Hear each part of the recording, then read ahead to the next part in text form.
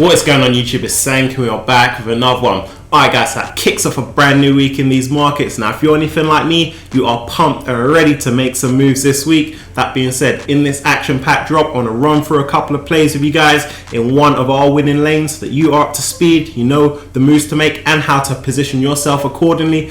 Then guys, I'm going to talk to you about some crypto. There's been some interesting moves over there and some opportunities for us to capitalize on as well. So before I get this show on the road, make sure you guys are hitting that like button for me. Let's jump into the first play.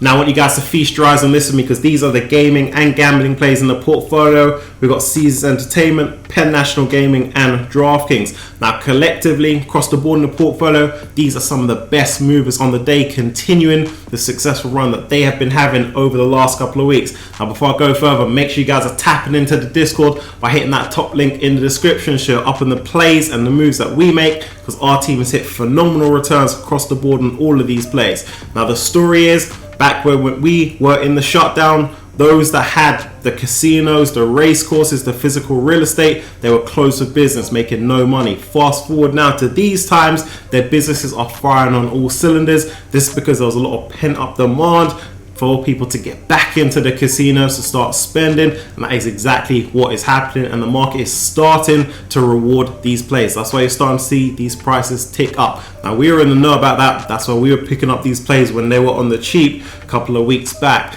Guys, Nevada revenues are pumping right now. They are posting up back-to-back record-breaking months of revenues, and I expect them to continue to do that as we move forward, because as we continue to go through reopening, travel bans lifted, you're going to continue to see influx of customers, consumers at the casinos, at the race courses, benefiting these plays even more. That's why this is a major winning lane that you guys want to ensure you are moving in. I know a lot of you guys are already in these plays, but you want to ensure that you are strengthening your positions as we continue through the next couple of months, because there's just another opportunity to make more and more money off the back of these plays. So the question is, how are we going to move with these plays? Now I want you guys to focus on those that have physical real estate, like Caesars Entertainment, like Penn National Gaming. They have the casinos, they have the race courses, so there's that dual effect of the physical real estate working for you guys, but also they've got the online space as well that they're going to continue to move in and continue to dominate as well. Now check this out. If you look at Caesars Entertainment, currently standing $107, not too far off 52-week highs, currently around the $111 mark. Also check out DraftKings, guys. This one's standing $63, not too far off the 52-week high in the low 70s, around that 72, 73. Now, although the 52-week high isn't their upper limit, it's not the cap, they've all got more room to run much higher than their 52-week highs. Check out Penn National Gaming. Look at the 52-week high on this one. That is coming in very close, if not $140, and right now it's standing $84. So amongst these plays, it's looking like Penn National Gaming has the further upside. Not too far from Caesars Entertainment. That one still has tons of upside as well from this level, but Penn National Gaming is the one that the market really did just completely disregard over the last couple of months, and I expect them to pay a lot of catch up on the play over the next 3 months, over the next 6 months, 9 months, 12 months. So you guys make sure that you are continuing to move in these winning lanes. So right now, even at $84, Penn National Gaming is a buy. You guys want to continue to ease into this play, as well as Caesars continuing forward over the next couple of months, because I expect these prices to continue moving up. They are posting up phenomenal quarters of financial success, and I expect them to continue to do so. The tailwinds are there, the business models are strong, the consumers are very much looking forward to going to these casinos, going to these race courses, and taking full advantage of their newfound freedom. So I just wanted to highlight this for you guys. This is going to be a major winning lane for us to continue crushing it with. Alright guys, so switching gears over to crypto now, because today Bitcoin became legal tender in El Salvador. This means the people of El Salvador can now use Bitcoin to pay for food, pay for coffee, even pay for taxes as well. So it's a big move in the international rollout of Bitcoin. Now be all eyes on El Salvador and how they do over the next couple of months. For me, this seems more of testing rather than a solution, because we need to see how the adoption rate is. People switching over to Bitcoin. Also need to see how processing times are, the smoothness of the transition to Bitcoin. Now, there's going to be tons of teething issues along the journey. Naturally, even today, the government Bitcoin wallet called the Chivo, that was disabled to increase server capacity. So as I say, we can expect a lot more teething issues over the next couple of months. But what we want to be on the lookout for is other countries, whether neighboring in Latin America or elsewhere, that make a shift over to Bitcoin, make that a legal currency as well, because that is going to give a lot of driving power to Bitcoin to hit that 60,000 threshold, to 70,000, 80,000, 100,000, because there's going to be a lot more activity, a lot more buying into Bitcoin as well. And naturally, you know, Bitcoin has a pull on the other alternative cryptos, so that's going to move their prices up as well. So it's big times for those who are in crypto. There's a lot to come in the future. Now, today we saw a shake up across the board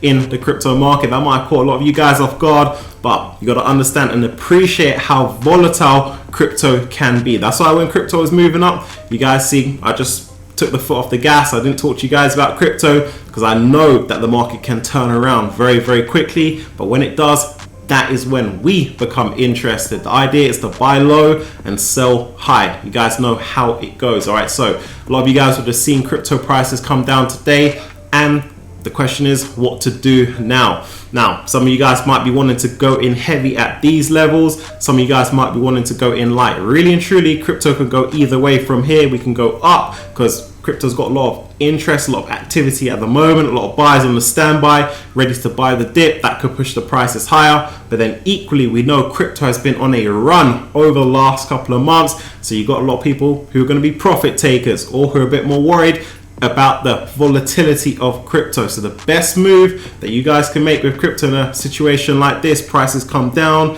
10, 15, 20%, depending on what crypto you are looking at on the day, is to dollar cost average in. Okay, so it's a good idea for you guys to go ahead, grab some positions in quality crypto plays, whether that's Bitcoin, whether that's Ethereum, whether that is Cardano at these levels. If it comes down a little bit further, again, you just buy some more. Dollar cost average in is the best strategy that you guys can have for a volatile asset. Now, these aren't the highest prices you're going to see from crypto. They are going to rebound. As I said, we continue to go forward. We're seeing more institutional involvement. We're seeing more government involvement as well, a lot more adoption and activity in crypto. So it's a great space for you guys to be in. And as a reminder, I like to have 5% of the portfolio in crypto. I have the other 95% in quality stocks. So if you've been rocking with the channel, you know what time it is. Now the question is, what do I think about NEO? Now, one of the best investment mindset shifts that I had a couple of years back was to never fall in love with one play. You should always be prepared to trim, sell, exit a position. What you guys got to remember is being in one play is always going to be an opportunity cost